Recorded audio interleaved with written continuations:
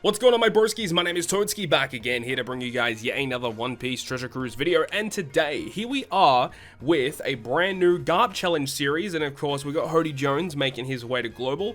And in this video, we're going to be starting things off with the Strength team. And of course, over the coming days, you guys will be experiencing the teams that we have built here versus all of the colors to complete all of the missions for the HODY GARP challenge. So, talking about the Strength team today, this is the team that we're going ahead to bring along. We're going to be using versus Kaido as our main captain. Now, there are plenty of captains you could potentially use.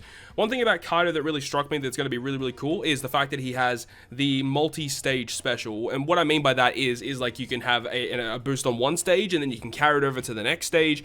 That really drew me to this character. But there are a lot of really annoying debuffs you have to get around in this particular piece of content. The big thing is on the final stage, very similar to the Enel GARP challenge. You get inflicted with the fear debuff, and then he does something bad to you that typically Sailor effects can help you get around. And in this instance, it's special reverse. Now, he gives you special reverse to your characters as well as inflicting fear, so characters that typically have a crewmate effect that resists special reverse are not going to be as effective here. Now, the way that we're going to be countering that today is going to be using this legend, not Arlong. Well, Arlong is the character we're attaching to, but we have HODY Jones as a support unit, which will state that anytime we're inflicted with special reverse, our powerhouse characters get -2 cooldown. So nice, because not only do Arlong crew get the cooldown reduction, but our captains versus Kaido will get rid of that. We'll get cooldown as well, is what I mean. And then also, it'll mean that our Arlong can launch his special, which gives us additional cooldown to the rest of our team, which is important for Vivi and Rebecca for removing the increased defense on the final boss stage as well. So that's the quick rundown. I mean, talking about the other characters, we can talk more about them as we go through this video today. We are using the Nostra Castello ship, which gives an attack boost to our Strength, Psi, and Int characters. So when we are in the VV form, we actually do not get an attack boost for that character.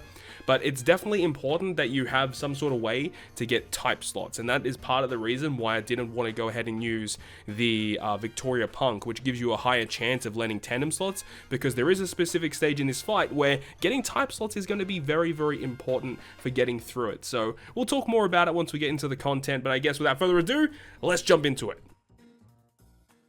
Alright, so let's go ahead and jump into this one. So this is going to be HODY GARP challenge, of course, with the Strength team that we just talked about. Now, it's kind of interesting because this particular GARP challenge reminds me so much of the Capone Forest, where a lot of these stages just have like 2 mini bosses on each stage that you have to take down. Both have like very similar amounts of health, and there's just annoying gimmicks to get around. It's so similar to the Capone Forest if you guys have played it.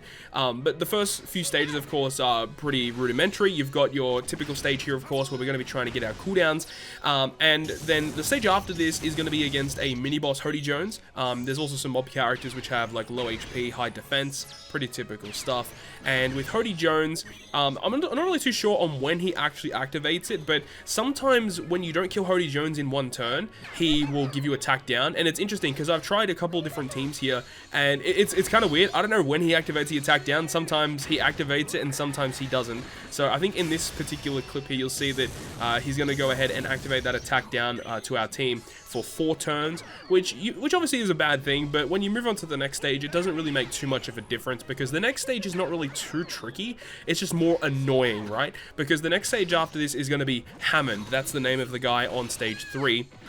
And he has a slot barrier. Now, I've said this consistently on live streams and stuff, but I do think slot barrier is probably the most annoying debuff to get around. So you'll see that he has a random slot barrier, and the 3 guys at the back all have the same slot barrier. It's a 1-hit strength, dex, or quick slot barrier. So that's not too bad. But the guy himself having his own slot barrier, it's a 2-hit slot barrier, and it changes every 2 turns. So unless if you have some sort of way to remove the barrier, this stage can take quite a while to get through, unless if you have some sort of way with dual units to just give you guaranteed slots. That's also another way to go ahead and do it as well. But basically, after every 2 turns, he'll like bind you, and it's not really that big of a deal, but it does take a little bit of time to get through.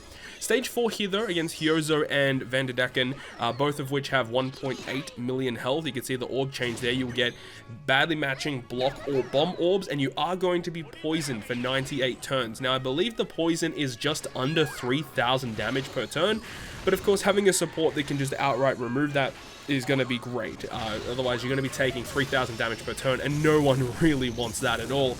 On turn 2, though, Hyozo will apply poison again if you've already removed it, so you got to be careful. I think it's actually a toxic he applies there, so you got to be careful. And then on turn 2, this guy right here will also give you recovery bind, so definitely kill him before that second turn. Otherwise, you're going to have to deal with 10 turns of recovery bind, which is not fun. Moving on now to stage 5. This stage is a little bit tricky again. You've got, what's his name, Dosun and Zeo. You have a 4-turn damage threshold that you have to get around, which on this particular team, we're using that Anniversary Chopper to get around it, and it also gives us a bit of a health recovery boost as well. And the thing about it is that Dosun, if he attacks you, he does a lot of damage. He does like, you know, 50, 60,000 damage plus. Like, it's a lot of damage. And on turn 2, if Zeo is still alive, he gives you 3 turns of paralysis. But the thing about this stage that's really annoying is ideally you want to move into the next stage with as many matching slots as you possibly can. And you'll be seeing why in just a moment, but having as many matching slots as you possibly can is going to be very important, because you are going to be given that debuff where your slots are going to be input into a barrier. So if you move into the next stage with as many matching slots as you can, it does make that stage a lot easier to deal with here, as we're up against Daruma and Ikaros, both of which have 5 million health, and they both hit for around 12,000 damage, so they're quite annoying to deal with. And you do see that they all have super typing as well, which means that normally if you attack with type advantage you do 2 times damage, but now it's only mitigated to a 1.5 times damage instead. So unless if you have your own super type, it's kind of hard to get through this particular stage. And also you can see you will be burnt for 4 turns, so that will actually do a lot of damage to you in the long run, so you got to be careful. Below 50%, Ikaros will heal himself, so you got to be careful about that too if you are trying to stall in this stage at all. But then we move on to the final boss, which is HODY Jones. And for this particular team, we're using the Legend HODY Jones as a support on Arlong Crew to reduce our cooldowns to get around that fear debuff. And then using the Arlong Crew to give us those cooldowns for our characters. But you can see that we're using Kaido Special to give us an attack boost turn 1, carry the orb boost into the next room. Now, I wasn't really too sure here. I don't think I was below 30%. Actually, I actually was. Now that I'm looking at it now, I definitely was below 30%.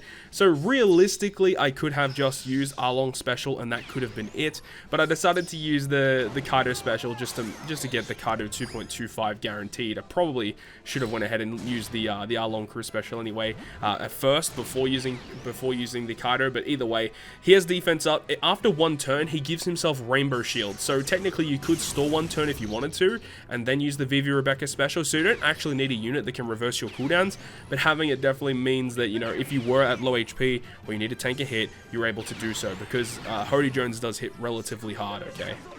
But that's going to wrap up this video. Thank you so much for watching it, and make sure to stay tuned to the channel for more GARP Challenge content. If you guys enjoyed it, make sure to leave a like, and if you want to stay up to date with all the content I post, including more One Piece Treasure Cruise content, make sure to hit the subscribe button down below.